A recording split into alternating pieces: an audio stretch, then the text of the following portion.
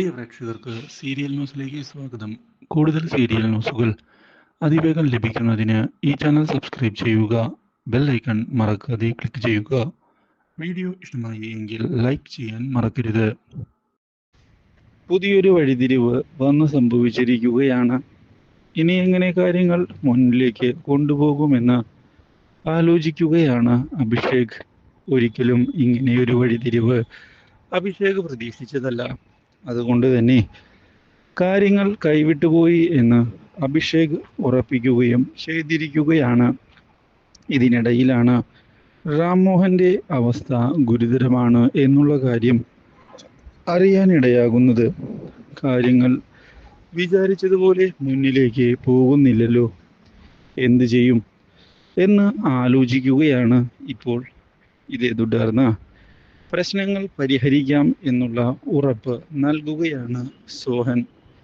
മാത്രവുമല്ല, ഇഷയെ ഫോൺ ചെയ്യുന്ന അബി, ഇഷ യാതൊരു വിധത്തിലും പേടിക്കേണ്ട, അച്ഛൻ്റെ കാര്യം ഉടൻ തന്നെ ഭേദമാകും, ആ കാര്യത്തിൽ എനിക്ക് ഉറപ്പുണ്ട്. എന്തൊക്കെ സംഭവിച്ചാലും കൂടെ ഞങ്ങളുണ്ട്, അതിൽ ഒരു മാറ്റവും ഇല്ല. ഇത് കേട്ടതിനെ തുടർന്ന് ഇഷയ്ക്ക് സമാധാനമാകുന്നു.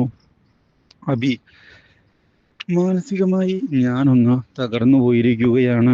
ഒരിക്കലും ഇങ്ങനെയൊരു വഴിത്തിരിവ് ഞാൻ പ്രതീക്ഷിച്ചതല്ല.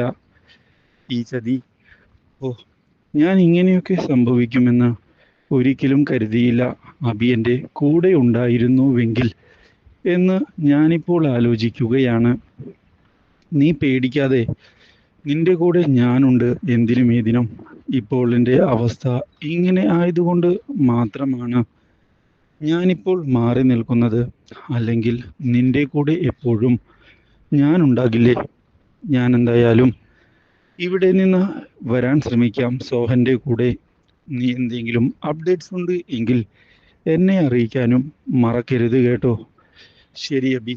ഇതേ തുടർന്ന് കാര്യങ്ങൾ മുന്നിലേക്ക് പോകുമ്പോഴാണ് ഒടുവിൽ വീണ്ടും റെസ്പോൺസ് ചെയ്തുകൊണ്ട് മുന്നിലേക്ക് ഇപ്പോൾ റാംമോഹൻ വരുന്നത്. ഇതോടെ റാംമോഹൻ്റെ അവസ്ഥ മെച്ചപ്പെടുകയാണ് എന്നുള്ള ഉറപ്പ് നൽകിയിരിക്കുകയാണ് ഇപ്പോൾ ഡോക്ടർ.